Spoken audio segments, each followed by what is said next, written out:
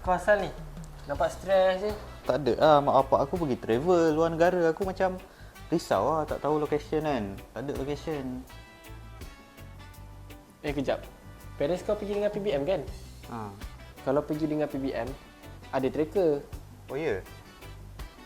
dekat Ulaanbaatar. Oh, dekat Ulaanbaatar. So ni lah location dorang. Ya. Oh, bagus juga yang ada tracker macam ni. Okey lah, kalau macam tu aku dah tak risau dah. Nah, Kau jangan risau. Projek Buku Merah ni dah biasalah bawa customer yang berumur macam parents aku. Dia okey je, happy je. oh kalau macam tu, kalau parents aku nak keluar negara lagi, aku pergi dengan projek Buku Merah je lah. Tak payah pening-pening nak cari lagi. Ha, betul. Memperkenalkan inovasi keselamatan eksklusif dari projek Buku Merah BBM Secure Card.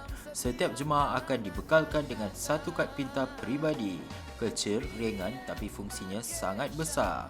Dengan kad ini, memory maker kami boleh memantau keberadaan setiap jemaah secara live melalui aplikasi khas. Bukan itu sahaja, kami juga boleh melihat history perjalanan anda. Tiada lagi istilah tertinggal atau sesat. Dan yang paling istimewa, kami berikan link akses kepada 2 orang waris anda di tanah air. Anak-anak boleh pantau mak ayah secara real time dari mana-mana sahaja. Jauh di mata tapi sentiasa dekat di skrin.